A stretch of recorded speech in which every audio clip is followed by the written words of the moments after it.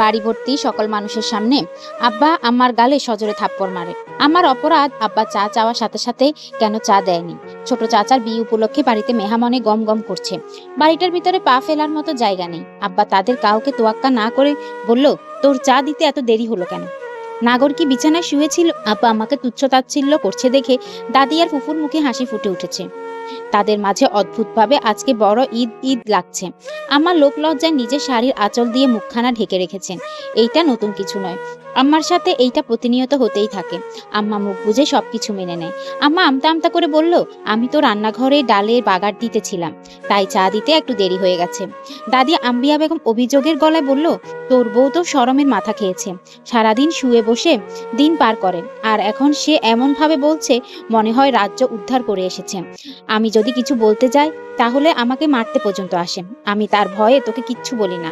দাদি এইটা বলেই নেকা কান্না জুড়ে দেয়।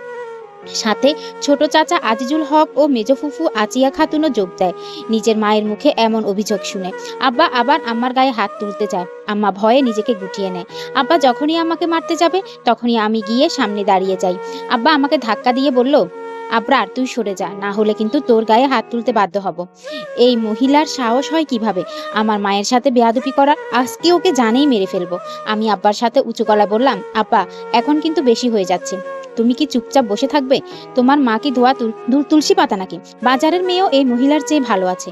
আমার মুখে এমন কথা শুনে সবাই হতবম্ব হয়ে যায়। আব্বা আমার গায়েও হাত তুলতে দেরি করেনি। আব্বা বলে উঠল, আমার মাকে এইভাবে বলার মতো বড় সাহস হয় কিভাবে তোর? আমি আব্বাকে উদ্দেশ্য করে বললাম, আমিনুল হক তোমার মা তো মা, আমার মা কি মা না? দিনের পর দিন তোমরা সবাই নির্যাতন করে যাবে আর আমি ছেলে হয়ে মুখ বুজে সব সহ্য করব? যে এখন থেকে আমার মায়ের সাথে অন্যায় করবে আমি তার গায়ে হাত দিতে দ্বিতীয়বার ভাববো না, এমনকি তার মুখের মানচিত্র পরিবর্তন করে দিব। আব্বা আম্মাকে তুচ্ছ তাচ্ছিল্য করে বলল, এই শিক্ষা দিয়েছিস তোর ছেলেকে? নিজের বাপের সাথে কিভাবে কথা বলতে হয় সেটাই শিখে নেয়। ফুফু বলে উঠল, বড় ভাই তোমার ছেলেটা একদম খারাপ হয়ে গেছে। গ্রামের মানুষ তো ভয়ে তোমার কাছে বিচার দিতে পারে না, সে নাকি গ্রামের মেয়েদের উত্ত্যক্ত করে। আমার আব্বার নাম আমিনুল হক, এই এলাকায় খুব নাম ডাক, শহরে বড় ব্যবসা বাণিজ্য করে, সবাই তাকে ভয় করে। আমি ফুফুকে উদ্দেশ্য করে বললাম, এই মহিলা মুখ সামলে কথা বলবি, না হলে কিন্তু এক টান দিয়ে জিব্বে ছিঁড়ে ফেলবো। ভুলে যাস না এই বাড়ির রক্ত কিন্তু আমার শরীরেও বহমান। এই যে আম্বিয়া বেগম, তোমার মেয়েকে বোঝাও, না হলে কিন্তু এই পরিণতি খুব খারাপ হবে। দাদি তো পুরো বাড়ি মাথায় তুলে নেয়। সে কি নাটকীয় আহাজারি! তার মেয়েকে আর তাকে নিয়ে আমি মেরে ফেলার হুমকি দিয়েছি। আম্মা আমার পেছন থেকে এসে আমার গালে সজোরে থাপ্পড় মারে। আম্মা কান্না করতে করতে বলে, আমি তোকে এই শিক্ষা দিয়েছি বড়দের সাথে কিভাবে কথা বলতে হয়? আমি তোকে কি শিখাই নেই? তুই এক্ষুনি সবার কাছে মাপ চাইবি। আমি পুরো ঘরে তাকিয়ে দেখলাম, সবাই তুচ্ছ চোখে তাকিয়ে আছে, সবাই বিনামূল্য সিনেমা দেখছে। আমি আব্বার উদ্দেশ্যে বললাম, সবার জন্যই তো মার্কেট থেকে কাপড় আনলে, আমার আর আমার মায়ের কাপড়গুলো কোথায়? তোমার মায়ের জন্য নতুন তাঁতে বোনা শাড়ি, তোমার বোনের জন্য টাঙ্গাইলের জামদানি, তোমার আত্মীয় স্বজনের কাউকেও বাদ দাওনি। আমার মায়ের শাড়িটা কোথায়? আব্বা একদম চুপ হয়ে যায়, তার মুখে যেন একটা কথাও আসছিল না। দাদি আব্বাকে বলল, আমি তো তোকে বলেইছিলাম আমাকে শাড়ি দিস না, তোর বউয়ের সহ্য হবে না, আমি তোর দেওয়া শাড়ি পরবো না, আমি কারো দানের জিনিস চাই না। আব্বা বলে উঠলো, আমি এবার আনতে পারিনি, তোদের মা ছেলেকে সামনে এনে দিব। আর আম্মা তুমিও ছেলে মানুষই করো, বাচ্চা ছেলে বলেছে আর তুমি রাগ করছো? আমি হাসতে হাসতে বললাম, আব্বা এই সময়টা কি আদৌ আসবে? এত বড় ব্যবসা বাণিজ্য করে কি হবে যদি নিজের স্ত্রী সন্তানের ভরপোষণই দিতে না পারো? দুইটা ঈদ গেল, তুমি আমাকে আর আম্মাকে কিছুই দিয়েছ? তুমি তো তোমার 14 গোষ্ঠী বাঁচিয়ে পারো না। আম্মা বলে উঠলো, খোকা তুই কি চুপ করবি? আল্লাহর ওয়াস্তে এইবার বন্ধ কর। দাদি কটাক্ষ করে বলে, ছেলেটাকে এত কিছু শিখিয়ে পড়িয়ে এখন ভালো হতে আসছে, এই ফকিরের জি নাটকের গুরু, তুই এক্ষুনি বাড়ি থেকে বের করে দে। আমি সবাইকে উদ্দেশ্য করে বললাম, আমি আবরার করিম, আমিনা খাতুনের একমাত্র ছেলে বলছি, যারা আমার মায়ের সাথে এতদিন অনেক অন্যায় করেছেন তাদের সাবধান করছি, এখন থেকে সাবধান হয়ে যান। আমি বেঁচে থাকতে আর কখনো অন্যায় নির্যাতন করতে দিব না। একটু দূর সাহস করেন তাকে কি কি করতে হয় আমি তাই করব। সবাই আমার দৃষ্টিতে তাকিয়ে আছে আমার দিকে। আমি এতটাই হিংস্র হয়ে গেছি যে কেউ কথা বলার সাহস পাচ্ছেন। মাকে শাড়ির আঁচল দিয়ে চোখ মুছে দিতে বললাম, আম্মা তুমি বলতে না খোকা তুই আমার দুঃখ গুছাবি? তো আজ থেকে তোমার দুঃখের দিন শেষ, সুখের দিন শুরু হবে, যা আর মৃত্যুর আগে শেষ হবার নয়। আম্মা হু হু করে কেঁদে উঠলো। আজকে আমি তার মুখে হাসি ফুটিয়ে উঠতে দেখেছি, যে হাসির মাঝে এক ঝলক শান্তি লুকিয়ে আছে। আব্বা একদম চুপ করে বসে আছেন, তার যেন কোনো কথা বলার শক্তি এনে তার ভেতরে অপমানের প্রতিশোধ উঠেছে। শেষ কিনা তার ছেলেটা তাকে সবার সামনে অপমান করলো। আমি মাকে নিয়ে ঘরে চলে এসেছি। যে যার মতো রুমে চলে যায়, সারা বেলা চলে যায়। আমি আর আম্মা খেতে পর্যন্ত যাইনি, সারা বেলা ঘরেই ছিলাম। হঠাৎ করে বাইরে কারো চিল্লাচিল্লি আওয়াজ শুনতে পাই। আমি আর আম্মা বাহিরে দাঁড়াতে পর্যন্ত পারিনি। দাদি আর ফুফু আম্মার উপর ঝাঁপিয়ে পড়ে। দাদি আম্মাকে একটা থাপ্পড় মেরেই বলে। আমি এইসব দেখে আমি আমার 2 হাতের সব শক্তি দিয়ে দাদি আর ফুফুকে ধাক্কা দিয়ে ফেলে দিই। দাদি আহাজারি করতে করতে আব্বাকে বলতে থাকে, তোর বউ আর ছেলে আমাকে মেরে ফেলতে চেয়েছে, আমার গায়ে পর্যন্ত হাত তুলেছে, আমাকে ধাক্কা দিয়ে ফেলে দিয়েছে। আমার মনে হয় কোমরটাই ভেঙে গেছে। ফুফু কান্না করতে করতে বলে, তোমার বউয়ের জন্য বিয়েটা ভেঙে গেছে। তারা এই বাড়িতে তাদের মেয়েকে বিয়ে দিবে না। তারা বলেছে যে বাড়ির পুত্রবধূ নির্যাতন করা হয় সেখানে তাদের মেয়েকে বিয়ে দিবে না। আব্বা আম্মাকে বলে উঠলো, তোর জন্য যদি আমার সম্মান ক্ষুণ্ণ হয় আমি কিন্তু তোকে তালাক দিব। আম্মা তো বোকার মতো দাঁড়িয়ে আছে, সে কিছুই জানে না, অথচ আজকে তার সংসারে অশান্তি সৃষ্টি হচ্ছে।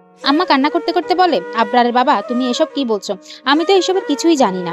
আব্বা রাগী গলায় বলল, আমার মা বোন কি মিথ্যে বলছে? তুই কি সত্যি কথা বলছিস? আমি এখনই ওইখানে ফোন দিয়ে সবকিছু জানাবো। যদি তোর নাম একবার বলে তোর জায়গা এই বাড়িতে আর হবে না। আমি শুধু চেয়ে চেয়ে সবকিছু দেখছি। আম্মা আমার ডান হাতটা শক্ত করে ধরে রেখেছে, ভয়ে থরথর করে কাঁপছে। আমি আব্বাকে উদ্দেশ্য করে বলে উঠলাম, হক সাহেব, তালাক কি শুধু আমার মাকেই দিবেন নাকি শহরের যে ম্যাম সাহেব আছে তাকেও তালাক দেবেন? আমার মুখে এমন কঠিন সত্য শুনে আব্বা অবাক হয়ে যায়। সে এই গোপন সত্য কখনো প্রকাশ করেনি, এমনকি সে তার আত্মীয় স্বজনের কাছেও বলেনি। আব্বা তুতলিয়ে তুতলিয়ে বলছে, তুই এসব কি বলছিস? তোর কি মাথা ঠিক আছে? ফুফু অবাক হওয়ার নাটক করে বলে, ভাইজান তোমার ছেলে এসব কি বলছে? তুমি কি সত্যি আরেকটা বিয়ে করেছো? আমি কিছু বলতে যাব, তখনই লক্ষ্য করি আম্মা আমার কাঁধে শক্ত করে 2 হাত দিয়ে ভর দিয়ে আছে। আমার বুঝতে বাকি রইল না আম্মা এমন সত্য কথা নিতে পারেনি। আমি আম্মুকে জড়িয়ে ধরে বলে উঠলাম, আম্মা তোমার কি হয়েছে? তুমি এইভাবে ঢলে পড়লে কেন? আম্মা আম্মা আম্মা বেহুশ হয়ে পড়লো। আমি কখনোই কল্পনাই করতে পারিনি আমার আব্বা এমন একটা কাজ করবে। আমি চিৎকার করে বললাম, হক সাহেব, আমার যদি কিছু হয় আমি এই পুরো বাড়ি জ্বালিয়ে পুড়িয়ে ছাড়খাড় করে দেব। তোমরা অনেক খেলা খেলেছ, যারা যারা জড়িত ছিলে তাদের কাউকে আমি ছাড়বো না। আমি তাড়াতাড়ি আম্মাকে নিয়ে হাসপাতালে নিয়ে যাওয়া শুরু করি। আমার পেছন পেছন পরিবারের একটা মানুষ পর্যন্ত আসলো না।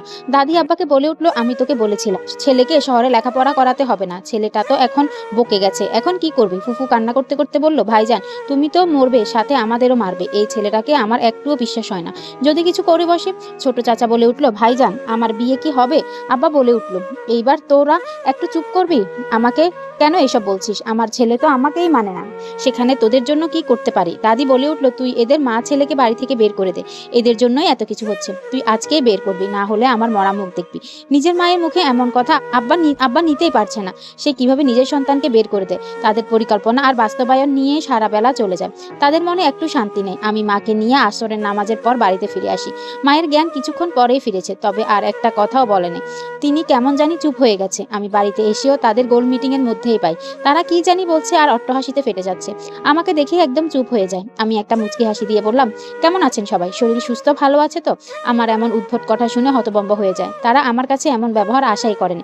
আমি বললাম, দাদি তুমি কিন্তু চালাক চতুর আছো। নিজের ভাইয়ের মেয়েটাকে আমার বাপের গলায় ঝুলিয়ে দিই তাদের সুখের সংসারে। আমার আব্বা 15 দিন শহরে ব্যবসার জন্য থাকতে হয়, সেখানে নাকি বিদেশি ব্যবসায়ী আসে। তাদের ঘরে আবার 2টা মেয়েও আছে। এইদিকে আমার মায়ের উপর অত্যাচার, নির্যাতন, অপমান হয়েই চলেছে।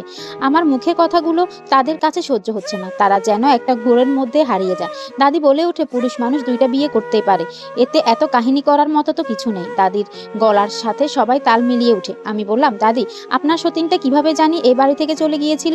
আব্বা এবার ধমকের সুরে বলে উঠলো, আবরার এসব কি? তুই পেছনের কথা আনছিস কেন? আমি বলে উঠলাম, তোমার মায়ের সতীন সহ্য হয়নি, তাহলে আমার মা কেন সতীন সহ্য করবে? তা আপনার মায়ের জন্য ঠিক, আমার মায়ের জন্য বেঠিক কেন? উত্তর দিন হক সাহেব। আম্মা এখন পর্যন্ত নিশ্চুপ হয়ে বসেই আছে, তার কথা বলার শক্তি পর্যন্ত হারিয়ে ফেলেছে। আম্মা আস্তে আস্তে বলল, আবরার বাপ আমার, তুই চুপ কর, অমানুষ বর্বরদের সাথে পারবি না। দাদি আমাকে তুচ্ছ করে বলল, এতক্ষণ ধরে তো ছেলেকে লেলিয়ে দিয়েছিলে, এখন সাধু সন্ন্যাসী সাজা হচ্ছে, তুই সকল নষ্টের মূলের কারণ। আমি বললাম, তা আপনি যদি ভালো মা হন, আপনার গুণধর ছোট ছেলে বিয়ের আগে বাপ হয়ে যাচ্ছে। ছোট চাচা কাশতে থাকে, তাদের মাথা হ্যাং হয়ে আসছে। আমি এত কথা জানলাম কিভাবে? আব্বা বলে উঠল, তুই এসব কি বল আজিজুল, এগুলো কি সত্যি? ছোট চাচা চুপ করে আছে। আব্বা যা বুঝার বুঝে গেছে। আমি আব্বাকে উদ্দেশ্য করে বললাম, আরে হক সাহেব, আপনার ন্যাকবতী মা আর বোন সবকিছুই জানে, তার আপনাকে বলে নেই? আপনারা কিন্তু চালাক আছেন, সবকিছুতে লুকোচুরি খেলেন। আমার এমন ঠেস মেরে কথা শুনে আব্বা রেগে যায়। আমি সেই সকাল থেকে অপমান করছি। আব্বা দাদির দিকে তাকিয়ে আছে। দাদি আমতা আমতা করে বলছে, আসলে হয়েছে কি, তারা শিক্ষিত ছেলে পুলে ভুলে হয়ে গেছে, কিছু মনে করিস না। আমি পেছন পেছন কটাক্ষ করে বলে উঠলাম, হক সাহেব কিছু মনে করবেন না, আপনার ভাই সবকিছু আগে থেকেই পরিকল্পনা করে ফসল আবাদ করে রাখলো। এটাই বলে আমি অট্টহাসিতে ফেটে পড়ি। আমি লক্ষ্য করলাম আম্মার মুখেও হাসি ফুটেছে। তিনি এখন কেমন জানি শক্ত মনোভাবের হয়ে উঠেছে। আব্বা বলে উঠলো, আম্মা তাহলে এত তামাশা করার কি? আমাকে দিয়ে তাদের বাড়িতে নিয়ে গেলে, তাদের হাতে পায়ে পর্যন্ত ধরেছিলে, এইসবের মানে কি আম্মা? দাদি মাথা নত করে বলল, এইসবের কি আছে, তারা সম্ভ্রান্ত পরিবারের মানুষ, তারা আমাদের সাথে সম্পর্ক করছে, এটাই তো অনেক। আমাদের সম্মান কোথায় যাবে তুই চিন্তা করছিস? আম্মা এতক্ষণ কথা বলেনি। আম্মা তুচ্ছ তাচ্ছিল্য করে বলল, আমি তো গরিবের মেয়ে, তাই আমাকে নির্যাতন করা হচ্ছে। আমি তো সতী ছিলাম, আরেকজনের বউ তো বিয়ের আগেই পেট বেঁধে ফেলেছে, তার জন্য নাকি হাতে পায়ে ধরতে হয়। এই হক বাড়ির সম্মান এখন কোথায় গেছে? আমি সবার সামনে হাসতে শুরু করে দিই। আমার আম্মাও তা দেখে দেখে হাসতে থাকে, তাও আবার বড় বড় মানুষদের তুচ্ছ তাচ্ছিল্য করে। আম্মা সোফায় বসে আছে, আমি আম্মার পেছনে 2 হাত দিয়ে বডিগার্ডের মতো দাঁড়িয়ে আছি। আব্বা আর বাকি সবাই অবাক। দীর্ঘ 22 বছর ধরে এই মানুষটা সংসারে আছে, কোনো সময় এইভাবে কথা বলেনি। তার উপর কত নির্মম নির্যাতন করা হয়েছে, উঠতে বসতে অপমান করা হয়েছে, তার বাবা মাকেও ছাড় দেওয়া হয়নি, আর সেই মানুষটাই আজকে সবাইকে তুচ্ছ তাচ্ছিল্য করছে। ছোট চাচা রাগী গলায় বলল, ভাবি মুখ সামলে কথা বলো, তোমার কথা বলার কোনো অধিকার নেই। আমার নিজের একটা পা তুলে তার উপর হাতটা রেখে বলল, তুমি তো ভাবি বললে, তাহলে তো আমার কথা বলার অধিকার আছে। তুমি ভুলে যেও না, আমি কিন্তু তোমাকে লালন পালন করেছি, তোমার মা কিন্তু তোমাকে লালন পালন করেনি। চাচা একদম চুপ হয়ে যায়। আম্মা তো আর মিথ্যা কথা বলেনি, তাকে ছোট থেকে বড় হওয়া পর্যন্ত সকল অবদান এই ভাবি। দাদি আম্মাকে উদ্দেশ্য করে বলে, এই ফকিরের ঘরের জি, তুই তো আমাদের দয়া বেঁচে আসিস, আবার আমাদের খোটা দিয়ে কথা বলছিস। আজকে বের করে দিল, তোর তো আর থাকার মতো জায়গা নেই। আমি বলে উঠলাম, দাদি আমাকে একটু দেখবে, আমি কিন্তু চলে যাইনি। তোমার ছেলে খারাপ হয়ে গেছে আর তুমি তাকে নিয়ে সুপারিশ করো? তোমার তো ফাঁস দিয়ে আত্মহত্যা করা উচিত। এটা বলে আমি হাসতে থাকি। আজকে কেন জানি আমার খুব হাসতে মন চাচ্ছে। আব্বা আমাকে রাগে গলায় বলল, আবরার তুই কিন্তু তোর অবস্থান ভুলে যাচ্ছিস। তুই কোথায় দাঁড়িয়ে কাকে কি বলছিস? আমার হাতে মার খাস না। আমি গর্বের সাথে বলে উঠলাম, আমি আমার বাবার বাড়িতে দাঁড়িয়ে আছি। কেন, তোমার কি কোনো সন্দেহ আছে? তুমি আমার বাবা, তুমি মারতেই পারো, তবে কোনো কাপুরুষের জন্য যদি মার খাই তাহলে তার শরীরে চামড়া তুলে নিব। আমার কথা শুনে হতভম্ব হয়ে যায় সবাই। আব্বা কখনো চিন্তাও করতে পারেনি আমি এমন উত্তর দিব। ছোট চাচা কাচুমাচু হয়ে দাঁড়িয়ে আছে আব্বার পেছনে, আমি গম্ভীর দৃষ্টিতে তাকিয়ে আছি তার দিকে। আব্বা বলে উঠল, তোর আকারের চেয়ে কথাটা বড় হয়ে গেল না? আমার আম্মা যা বলবে এই বাড়িতে শেষ কথাই হবে। দাদি গর্ব করে বলে উঠে, এইটা আমার স্বামীর বাড়ি, এখানে আমার কথার পর কোনো কথা হবে না। যদি কারো ভালো না লাগে তাহলে সে যেন বাড়ি ছেড়ে চলে যায়। আমি চুপ হয়ে আছি, যদি কিছু বলি পরিকল্পনার বিরুদ্ধে অবস্থান হয়ে যাবে। আমি তো শুধু চালের তালে বলছি। আম্মা বলে উঠল, গুড় যত জাল হয় তত বেশি মিষ্টি হয়। দীর্ঘ 22 বছর ধরে গুড় জাল করলেন, সেটার মিষ্টি চাকবেন না শাশুড়ি আম্মা? সেটা কি করে হয়? আপনাদের খুব করে গুড়ের মিষ্টি খাওয়াবো কেমন? সবার চোখে আমি স্পষ্ট ভয় দেখতে পাচ্ছি। তারা এইভাবে নতুন আমিনা বেগমকে দেখবে কখনো তারা কল্পনাও করতে পারেনি। আমি আম্মার মাথায় চুমু দিয়ে বললাম, আমার আম্মা দেখি নেত্রীর মতো আলাপ করছে, তাহলে তো এই দেশের প্রধানমন্ত্রী হতে বেশি দেরি নেই। আব্বা বলে উঠল, তোরা মা ছেলে কি মজা করছিস? আমি বলে উঠলাম, হক সাহেব আপনি কি আমার বেয়াই লাগেন? আপনার সাথে মজা করব হলেও সমস্যা নাই, আমার আবার অপমান করতে মজা লাগে। আব্বা আমার দিকে তেড়ে আসে আমাকে মারবে বলে। আম্মা আব্বাকে উদ্দেশ্য করে বলে উঠল, হক সাহেব সাবধান, এই কাজটি করতে যাবেন না, আপনার ছেলে কোনো অন্যায় করে নেই।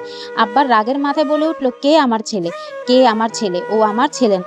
তোর মতো খারাপ মেয়ের আর বাজারের মেয়ের গর্ভে আমার কোনো সন্তানই থাকতে পারে? ও তো অন্য পুরুষের থেকে তৈরি, না যায় ছেলে। আম্মা হঠাৎ করে দাঁড়িয়ে যায়, সোজা আব্বার সামনে গিয়ে দাঁড়ায়। আম্মাকে এইভাবে দেখে আব্বা দাঁড়িয়ে যায়, আমাদের সবাইকে অবাক করে দিয়ে আম্মা আব্বার গালে সজোরে থাপ্পড় মেরে বসে।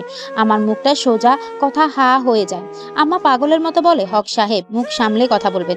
আজকে আমি আপনার বিচার কাজটা সম্পূর্ণ করলাম। যদি এই কাজটা আপনার মা করতো তাহলে আজকে আমি আপনার স্ত্রী হয়ে স্বামীর গায়ে হাত তুলতে বাধ্য করতো না। আব্বা এখন ঘুরের মধ্যে হারিয়ে গেছে। আমিনা বেগমের মতো সহজ সরল বাংলার গৃহিণী তার স্বামীর গায়ে হাত তুললো, এইটা তার বিশ্বাস করতে কষ্ট হচ্ছে। দাদি আম্মাকে মারতে চলে আসে, আমি গিয়ে আম্মার সামনে দাঁড়িয়ে যাই। আমাকে এইভাবে দেখে দাদি পিছিয়ে যায়। ফুফু বলে উঠলো, ভাইজান তুমি এখনো চুপ করে দাঁড়িয়ে আছো? ফকিন্নির বাচ্চার কত বড় সাহস, আমার ভাইকে সবার সামনে মারে। দাদি আহাজারি করতে করতে বলে, এই কাল নাগিনীর কত বড় বড় সাহস আমার ছেলেটার গায়ে হাত তুলে? আমি এর হাত ভেঙে চুরমার করে ফেলবো। আমি তাদের কথায় কান না দিয়ে আম্মাকে ধরে একটা চেয়ারে বসিয়ে দিই।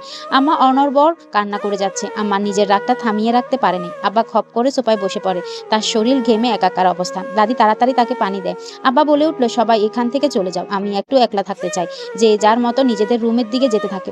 দাদি আর ফুফু আম্মার দিকে এমনভাবে তাকায় যেন কাঁচা গিলে খাবে। আমি তাদের দিকে কিছুক্ষণ তাকিয়ে থাকার পর সুরসুর করে চলে যায়। আমি আর আম্মা চলে যাই। যাওয়ার সময় আমি বলে উঠি, হক সাহেব, আমার খালি মায়া হয়, আজকে আপনার জন্য খুব মায়া হচ্ছে। আপনি কষ্ট করে একটা ব্যথার বড়ি খেয়ে ফেলুন না, তো দাঁতে ক্ষয়ক্ষতি হতে পারে।